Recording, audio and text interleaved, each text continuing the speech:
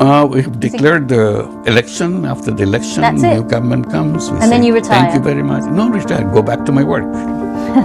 It will be shame to say that because if you compare interim government with Awami League government, I don't think you understand Bangladesh. You understand the reality of Bangladesh. We have not banned Awami League yet. So there is a possibility, you're saying, that Now, they could... first of all, to make it clear, Awami League is not banned. Muhammad Yunus, a Nobel Prize-winning economist, known as the banker to the world's poor. Already one of Bangladesh's best-known names as the founder of the Grameen Microfinance Bank. But at 84 came his greatest challenge. An uprising in Bangladesh last August saw protesters overthrow the Awami League government. Thousands stormed the Prime Minister's residence, an outpouring of anger against a leader who'd been in power for 15 years. Sheikh Hasina's accused of election rigging, corruption and human rights abuses, and of jailing her opponents. Under her rule, she accused Muhammad Yunus of sucking blood from the poor. He was charged on counts including embezzlement, all of which he denies. A voice for the opposition, the student leaders who deposed Sheikh Hasina picked Muhammad Yunus to unite a divided nation. How do you feel? I feel good. I'm back. There's a lot of work to be done. How's he managed that?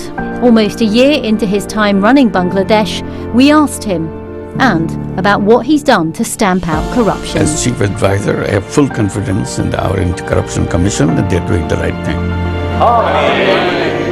Muhammad Yunus has been in the UK to receive an award from King Charles for promoting harmony. What are his thoughts on his country's investigation into the British MP Tulip Siddiq, who's accused of illegally receiving land from her aunt, Bangladesh's former PM, something she denies? How are Trump's tariffs impacting Bangladesh, a country which produces much of the world's clothes? And what about the Rohingya refugee crisis on his doorstep, one which has largely been forgotten? So, Professor Yunus, you were saying yesterday, I hear, that your first appearance on the BBC was as a young boy. Exactly. I was participating in the 8th International Jamboree of the Boy Scouts in Canada. A city of tents rises at Niagara-on-the-Lake, Ontario, where 10,000 youths... So I was on the way back, and somebody knew me, connected with BBC. He said, oh, we'll arrange an interview for you in Bangla program. What did you learn from the Boy Scouts that you still use as a lesson today? Lots of it. Yeah? Yeah. Be prepared, that's what they say. What does getting such an honour from the British monarch mean to you? Having an honour from the King is a fantastic opportunity to highlight the kind of work we are trying to do. And the theme and the subject of the award is harmony. That's precisely what we need in Bangladesh right now. It's a freedom of speech, it's a democracy, human rights, all the great things we are always dreaming about and never had it in Bangladesh. Bangladesh is an interesting country. Half the population is under the age of 26. So there's a young population, and they led the whole uprising and made it happen. So what Bangladesh is doing could be an example globally, saying that yes, young people can wake up and say enough is enough. We want to have a different kind of world for ourselves. And yet, with the greatest respect, they picked an 84-year-old man to be the chief advisor. Yes, I tried to persuade them that that may not be a good choice, but somehow they kept on insisting. Come on. One of Keir Starmer's MPs, Tulip Siddiq, is the niece of Bangladesh's former Prime Minister Sheikh Hasina. Good evening. Authorities in Bangladesh, already investigating her aunt, have issued an arrest warrant for the Labour politician, accusing her of corruption, something she strongly denies. So the UK government's advisor on ministerial standards carried out an investigation into Tulip Siddiq. She was cleared. She says that your anti-corruption commission hasn't produced any evidence against her. Why is the ACC, the Anti-Corruption Commission in Bangladesh, therefore still investigating her? Well, it's again a court matter. Court will decide that enough materials are available to pursue the case or cancel. But you are the chief advisor in Bangladesh. You came in saying that you wanted to stamp out corruption. So I just repeat that question really, because the head of the ACC says that this isn't an unsubstantiated investigation. I'll just take the quote here. He said the allegations are by no means targeted and baseless, and yet Sadiq's legal team say that they haven't seen any evidence. In fact, they say she hasn't even spoken to them. But the legal procedure needs the lawyers get together, exchange information with each other. That's why. But she's saying that hasn't happened. So well, it's not too late yet. I mean, it's a procedure always takes time. Let's talk about aid. Bangladesh has been one of the top 10 recipients of UK aid. We've heard in recent weeks in the spending review that the foreign aid budget is going to be dramatically cut. How is that going to affect the people of Bangladesh? If it's not available, we still will continue to make our own efforts in doing things, increasing our own income. How much of a blow is it, Professor Yunus? It's a big blow. The British one? No. This is part of the life that goes on, ups and downs. Today it reduced, tomorrow that will increase, depending on situation, what you have here. But we have to deal with the situation. Like suddenly we hear that USAID stopped all the money completely, 100%, done, finished. And we see around what happened. Major things that happen in Bangladesh. Rohingya issue that we have, all the money is cut off, zero. So the US funding cuts are the biggest blow? Absolutely. Just one case, the USAID, not all the money. Mm-hmm. Just giving the case of USAID, that's an agency which deals with foreign aid from US government. The whole Rohingya issue suddenly became a terrible news for us. And then ICDDRB, the most leading international research organization which brought us a cure for cholera and many diseases globally, 100% of the money cut off. They have no money to pay their salary. There's nearly 500 researchers working for that, top-level researchers, international researchers, no money. They can't even get the salary, forget about the research money and so on. So, shocking things that happen. But we have to deal with that. Rohingyas cannot disappear just because the money disappears.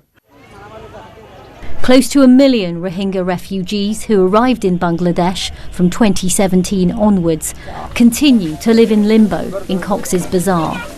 They fled persecution in neighbouring Myanmar. Reliant on aid, they remain stateless.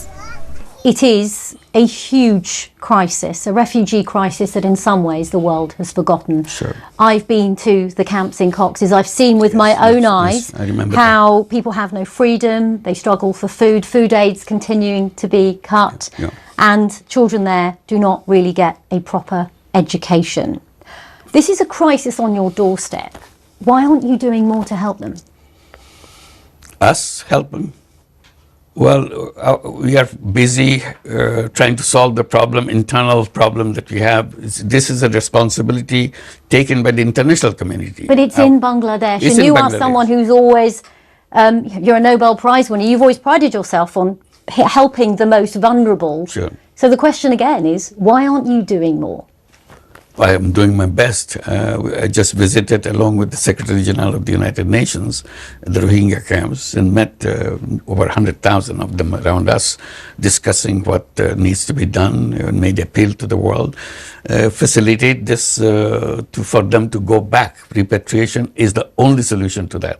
People are busy taking care of their food and daily thing, but not talking about how to get them back to their own home. They are not destitute people. But at the moment, Professor Yunus, it's not a solution because of what's happening in Myanmar. And I've spoken to people who would be absolutely terrified to go back because of the military junta there.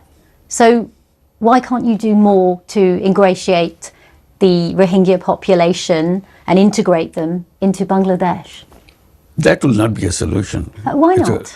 Already people are very hostile to the Rohingya people who are living with them around the camps. The hostile because they see that it's international money coming to them, they're quote unquote kind of taking it easy. Outside the camp, people have to work hard. But you've seen with your own eyes how dire the situation is. The policy for Bangladesh is not to let them come in and settle down. We have enough of problem for ourselves. We can't take the whole new population coming into Bangladesh. Even though they're suffering? Yes, that's why we gave them the accommodation. We didn't say, no, don't enter. We could have stopped them at the border. We said, please, we took them, and international community assured that they will take care of them, and they assured that they'll take them into their own countries. They divided the numbers, which country will take whom. Bangladesh has a growing economy. It's the world's second largest exporter of ready-made garments after China. My fellow Americans, this is Liberation Day. Waiting for a long time. On President Trump's so-called Liberation Day, the country was hit hard. Just tell me where we're at when it comes to discussions between Bangladesh and the US on tariffs. We were shocked, just like any other country, trying to see what does it mean, and we are slapped 37% tariffs on that. So we said, what does it mean for our business? Because this is a very important item for our economy.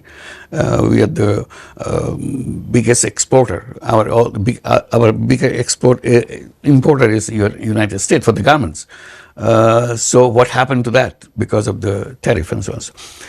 Then while we were discussing, ideas came, well, this is a shocking news, but it could be also an opportunity to revisit our own policies and see where we can have new opportunities doing business with the United States and so on. Let's talk about the future of your country. Okay. You've called for elections. You're the interim leader of the country. You said that the elections should be inclusive and participatory, but one criticism has been that you're excluding the Awami League, the party, of course, of the former Prime Minister Sheikh Hasina, from taking part in the elections. Why are you not letting them take part? We have explained it many times. I'll explain it again. First of all, inclusiveness, whether the election will be inclusive if Awami League is not participating. Recently, resident coordinator of the United Nations in Dhaka, she has explained it very well. She said the inclusiveness doesn't mean a particular party. Inclusiveness means participation of all people. So as long as all people are participating, it's inclusive. There are many people in the country who still support the Awami League. We know that. Let them decide whether they want to vote or not, but they're available. They won't be able to vote for a party, a candidate from the Awami League, though, will they? As long as they are voters, they are free to vote. But not for an Awami League candidate, unless the Awami League are allowed to take part. We have not banned Awami League yet. So there is a possibility, you're saying, that No, first of all, to make it clear, Awami League is not banned. Activities of Awami League has which been would banned. include an election. And temporarily. Whether the election will be included or not, it depends on the election commission to decide. So there's a possibility then that they could be on the ballot in the next election? Again, it will be the decision made by the election commission. Okay. Let's talk about, since we're talking about the Awami League, Sheikh Hasina. She fled the country. Obviously then you took over. She's taking refuge in India. But ultimately, you want her back, don't you? You want to try her for all the crimes that she's accused of. Trial has already begun. So the trial is active, it's going on. And it will go to the legal process, looking for her to come back, to face the trial and so on, use the international system, how to get the accused person back to your country and so on. Yeah. So these are, again, the legal procedures. But how are you going to get her back? I mean, you meet Modi a lot. Use the international system. We don't have any power to grab her. But are you not frustrated with Modi for allowing her to stay there for so long? Given all that you accuse her of and all that the country has gone through under not just her, but her associates who are also accused of crimes against humanity, of corruption, all the other things. It's not about hosting her in India. That probably will not bother Bangladeshis very much. It is her voice which creates problems. She's always addressing people in Bangladesh using airwaves to address that. So you think India should do more to stop her being able to make those addresses and speeches? You said it, yeah. Just on that point, since the interim government took over, hundreds of supporters or sympathisers of the Awami League have been arrested. Some people would ask, are you doing exactly what they did in silencing critics? It will be a shame to say that, because if you compare interim government with Awami League government, I don't think you understand Bangladesh. You understand the reality of Bangladesh. What is Awami League and what is the interim government? These aren't my words. These are the words somebody's done that. I'm just saying that you have been to Bangladesh. So that's absolutely not correct. And just on that, the other criticism that some have had, even a Labour MP raised this in Parliament at the end of last year, is incidents of violence towards minorities, notably the Hindu minority in the country. There's been a lot of concern in India. Are you doing enough to protect Hindus? This has been answered probably a million times. We said invite all the journalists to come identify those places where Hindus have been killed, how they was killed and what happened to them and so on. This is all fake news coming up one after another. So we said, come and count them. We're here. We are not running away. So what about the Hindu monk who was attacked? Did that not happen then, for example? Well, if there's one Hindu monk was attacked, go and law will take care of itself. It's not about massive killing and so on. That's a completely different picture. So you don't confuse between the legal issues and the violence issues and something else. So we're trying to make people aware of the reality of it. Do you think you've done a good job as interim leader? People will judge. I don't know. I'm not a guy who runs a country. Suddenly I'm pushed into it and I'm doing my best. That's all I can say. You've done a lot in your life. What would you say has been your greatest achievement since you've taken over running Bangladesh? Try to calm down. Enormous amount of outburst of hatred and outburst of anger. It's an impossible task for 180 million people, and mostly young people, as I mentioned. It's, when the outburst comes, you burn everything. So what I would say, our presence, me and my colleagues in the interim government, cool it down. They're not killing each other. They're getting back to work. They're going back to the factories. They're going back to the export increased. Instead of export declining and getting to zero gradually, it's increasing from the previous level.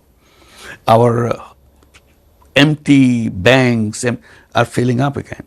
Our foreign exchange reserve is going up and up. There has been some criticism, though, over the rise of activities of some hardline Islamist groups. What would you say to people who are concerned that your government is sympathetic to Islamists? Our government is not Islamist sympathizer or something else. We are trying to create a democratic environment. Everybody has a right to speak out. Say your thing. That's what they do. Just finally, because we have to wrap up, you talked about wanting to create a new civilization. That's right, I still do. Tell me about that. What is wrong with the current civilization and what should a new civilization look like? I've been trying to understand why we're having all these problems. And every time I look at it, I come back to the same thing. We have created over these years a wrong civilization, a self-destructive civilization. We are so proud of all the things happening in the world, the economic growth and so on, fantastic opportunities coming up, technology coming up. To do what? The process that we have created, it will be a process where all the wealth of the world will be ending up with owned by one person. If this system continues. I said, that's not a viable system. It's a system which will collapse by itself. All these things together, this will destroy itself. I said, before we get into that situation, why don't we create a new civilization? And that's why I describe a civilization with 3 zeros, where it will be zero net carbon emission, zero wealth concentration, zero unemployment. That's it. And will you stay on longer in the job? We have declared the election. After the election, new government comes. And then you retire. Thank you very much. No, retire. Go back to my work. I think that's a perfect note to end the interview. Thank you very much, Professor Yunus. Thank you very much.